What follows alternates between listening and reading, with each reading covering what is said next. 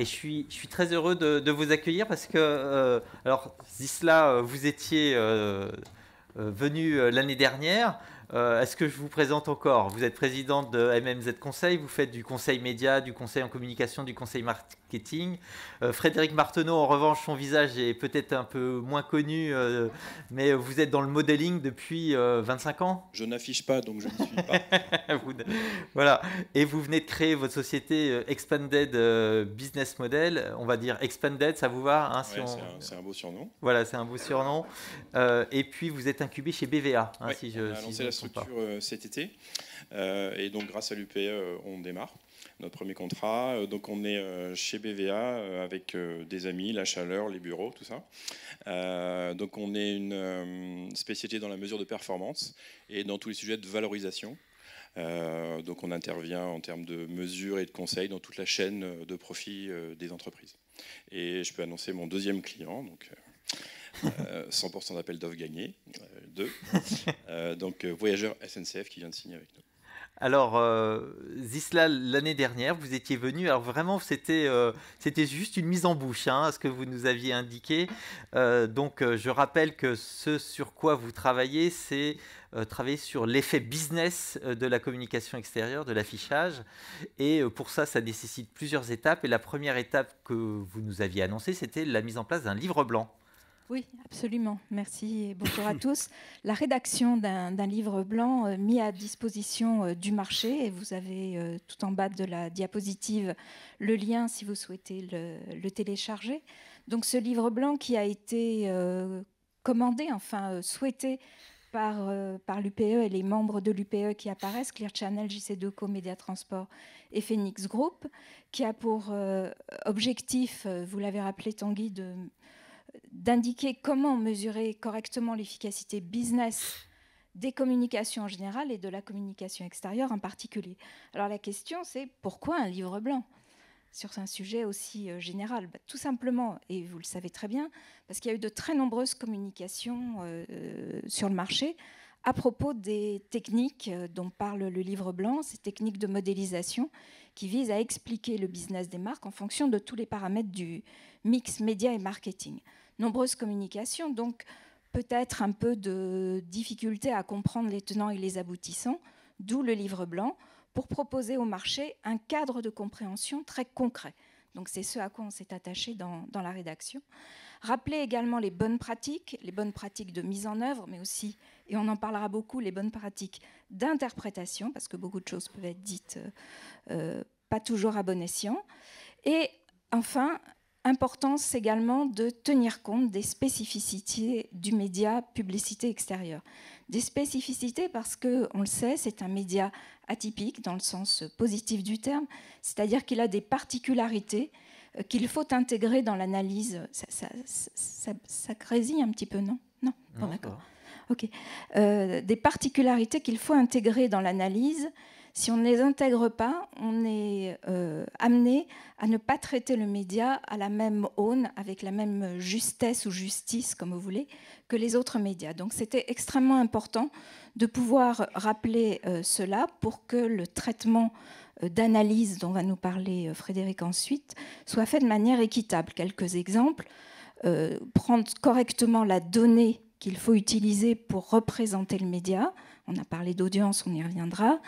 Tenir compte du fait qu'on a des campagnes nationales en accumulant, en agrégeant du multilocal. Donc ça change les choses par rapport à la mesure. Et également, on a des formats et des contextes d'exposition qui sont tout à fait spécifiques et qu'il est important d'intégrer dans l'analyse. Pour écrire ce livre blanc, on s'est appuyé sur des entretiens, pas que de la connaissance théorique, aussi pédagogique soit-elle, mais aussi par des retours d'expérience avec de nombreux entretiens réalisés auprès d'agences, médias, créa, avec l'ACC, l'UDECAM, des agences en direct, des intervenants dans le domaine de la mesure économétrique, l'Union des marques également. Vas-y. Ouais. Non, j'allais vous dire que ces entretiens, ça vous a donné une autre idée, c'est d'aller encore plus loin et d'associer. Voilà, oui, on va y revenir absolument. Merci Tanguy.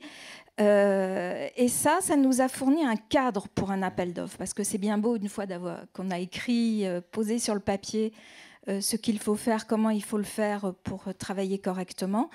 Encore fallait-il le mettre en œuvre derrière, et on s'est appuyé sur ce livre blanc pour lancer un appel d'offres auprès de tous les modeleurs susceptibles de répondre à cela. Un appel d'offres ouvert, c'est-à-dire que pouvait répondre qui voulait. Et effectivement, on a eu pas mal de candidatures. C'était un gros travail passionnant, mais un gros travail quand même.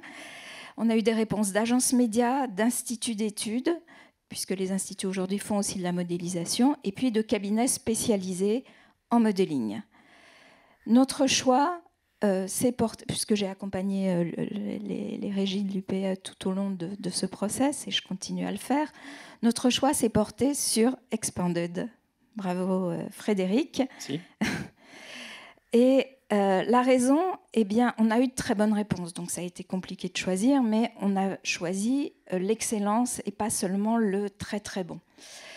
Et c'est l'excellente compréhension de la problématique qui est soulevée et de tous les tenants et aboutissants du livre blanc qui nous ont conduits à choisir Frédéric et Expanded, ainsi que ce qu'il nous a proposé comme façon de travailler, dont je ne vais pas parler puisque c'est lui qui nous l'évoquera. Mais je dirais simplement que le principe, c'est d'être dans une démarche plus analytique que strictement comptable. Mais ça, il va vous l'expliquer.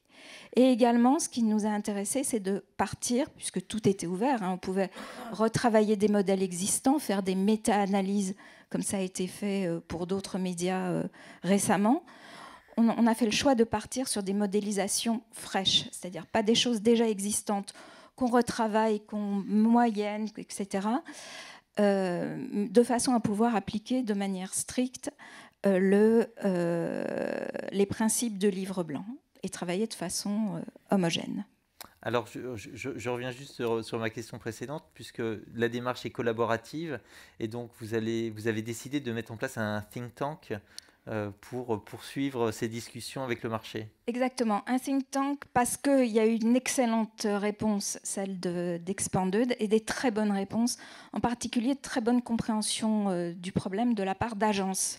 Et on a souhaité associer dans un groupe de travail un think tank, mais qui ne fait pas que penser, qui agit et qui est extrêmement productif. Donc on associe Expanded, deux agences, Groupe M et Publicis Media avec Epsilon, sa filiale spécialisée en data. Évidemment, les régies qui apparaissent ici à l'écran. Merci Frédéric. Et puis, je suis là en intermédiaire pour facilitateur et permettre que tout cela avance au mieux.